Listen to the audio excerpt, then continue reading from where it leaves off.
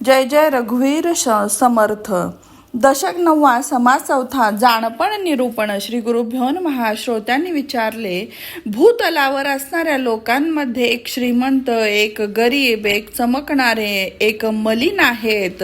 त्याचे कारण काय? कित्येक लोक ऐश्वर्य संपन्न तर कित्येक लोक दारिद्र्य भोगतात. काही उत्तम स्थितीत तर काही निकृष्ट स्थितीत राहतात.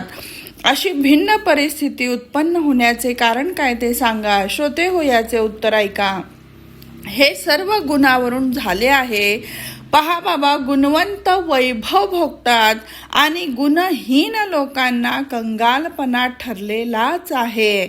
माणसाने आपण कोणत्या जातीत जन्मलो आहे, त्या जातीच्या उद्योगात प्रावीण्य मिळवले तर लोक त्याला शाब्बास कामसू असे म्हणतात. तो आपला उद्योग करू लागतो, पण ज्याला काम करणे जमत नाही तो तसाच बसून राहतो. जाणकार उद्योगी उपजीविका करतो आणि न जाणणारा काम चुकारू भीक मागू लागतो. ही गोष्ट काही लपून राहिलेली नाही, ती सर्वांना प्रत्यक्ष दिसणारी आहे. विद्या नसेल तर तो दरिद्री होतो आणि विद्येने भाग्यवंत होतो. तुझा उद्योग शिकला नाहीस तर पुढे काय होतात, झोळी घेणार काय, असे सर्वत्र ज्येष्ठ लोक लहानांना शहाणपणा सांगत असलेले कोणाला माहीत नाही काय? वस्तुस्थितीत 2 भावंडांमध्ये मोठा दरिद्री आणि धाकटा श्रीमंत हे उदाहरण घेतले तर धाकटा विद्येने श्रेष्ठ असल्यामुळे त्याला श्रीमंती आली आहे हे उघड आहे. अर्थात कोणीही असो, त्याला उद्योगाचे ज्ञान नसेल, शहाणपणा नसेल, विचार नसेल, प्रयत्न नसेल, चातुर्य नसेल, काम वाढवणे नसेल तर तो दरिद्री होतो. पण जर उद्योगाचे ज्ञान, शहाणपणा, प्रयत्न या सर्व गोष्टी असतील तर संपत्तीला काही कमी नाही. नको नको म्हणाल तरी वैभव आपोआप त्याच्या पाठीशी लागतं. मोठा श्रीमंत आणि धाकटा दरिद्री असे उदाहरण पाहिले तरी धाकटा थोरल्याप्रमाणे उद्योगाचा विस्तार करू शकला नाही. हीच गोष्ट खरी आहे. माणूस आपल्याजवळ जेवढी विद्या आहे तेवढी हाव धरतो. हव्यासापोटी जितका कार्याचा विस्तार करतो तितके वैभव प्राप्त होते. त्यानंतर लोकही त्याच्याबरोबर त्याच्या योग्यतेप्रमाणे वागतात. तर विवरण केल्याप्रमाणे विद्या सुस्थिती नसेल तर शुद्धता कोठून येईल? तो दारिद्र्यामुळे ओष्टा माथे फिरूसारखा होऊन अमंगल दिसतो. मोठे गुणवंत लोक पशुपक्ष्यांवरही प्रेम करतात.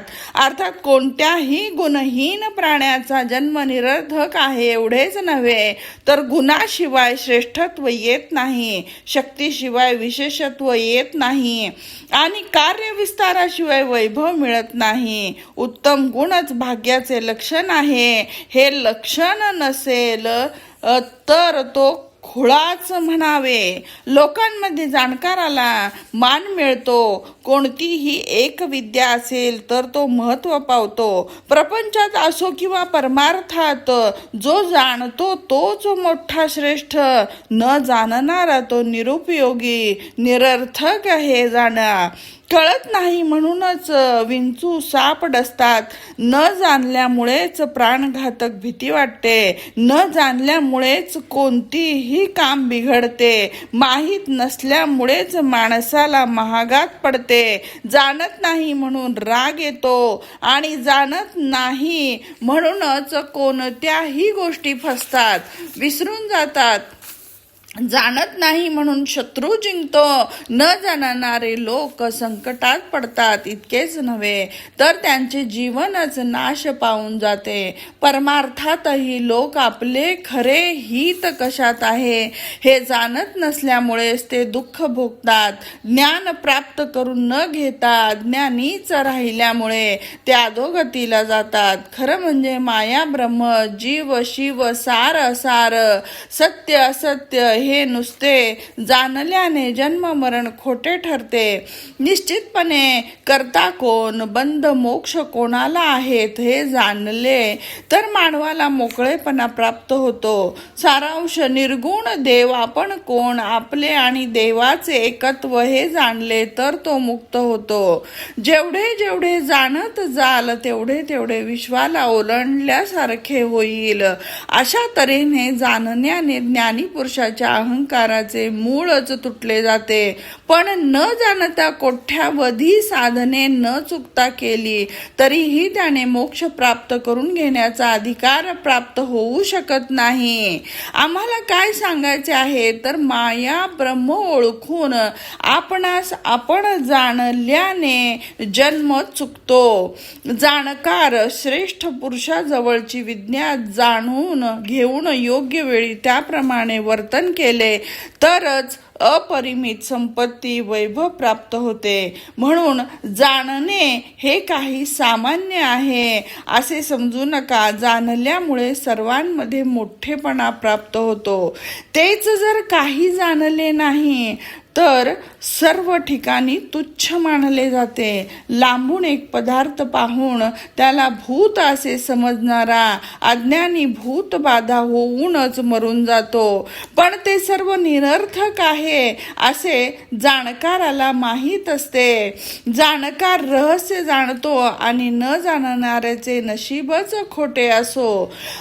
लक्षात ठेवायची गोष्ट म्हणजे चांगले वाईट हित अहित इत्यादी सर्व काही जाणल्याने समजते. न जाणणाऱ्या अज्ञानी माणसाला यमयातना भोगाव्या लागतात. ज्ञानी पुरुषाला मात्र त्याचा काही संबंध नसतो. तात्पर्य सर्व काही जाणून निश्चय करून घेतला की तो मुक्त होतो.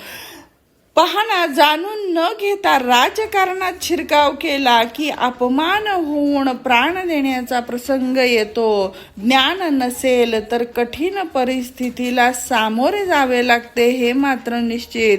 म्हणून न जाणणे करंटेपणाचे असून न जाणणारा प्राणी कमानीशिवाय असेच म्हणावे लागेल. मुख्यतः जाणून विवरण केले तर जन्म मरण चुकते. म्हणून या गोष्टीकडे दुर्लक्ष करू नये. येथे जाणणे हेच प्रमुख साधन आहे.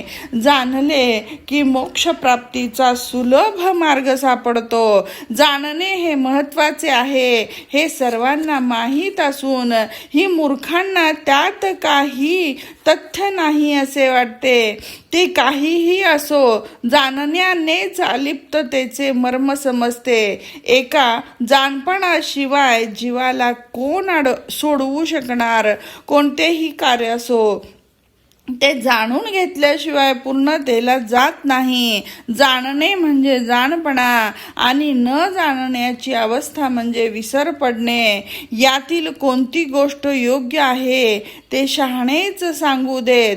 अर्थात जे जाणतात तेच शहाणे व न जाणणारे खुळे दीन होत. परमार्थातील शेवटची स्थिती असणारी विज्ञान स्थिती ही जाणल्यामुळेच हाती लाभते. जाणता जाणता जाणणे हे कुंठित होऊन शब्दही नाहीसे झालेल्या स्थितीत निरपेक्ष समाधान प्राप्त होते. यावर श्रोता म्हणाला, हे गुरुदेवा, तुम्ही सांगत असलेली गोष्ट सत्य आहे. त्यायोगे आमचे पूर्ण समाधान झाले. आता पिंड ब्रह्मांडाच्या एकत्वाविषयी निरूपण करा. ब्रह्मांडात असलेलेच पिंडात असते असे सर्वजण म्हणतात. त्याची प्रतीती येईल असे करावे अशी विनंती करत आहोत. इति श्रीदासबोधे गुरुशिष्य संवादे नवम दशके जाणपण निरूपणम नाम चतुर्थः समासः समाप्तः. जय जय रघुवीर समर्थ.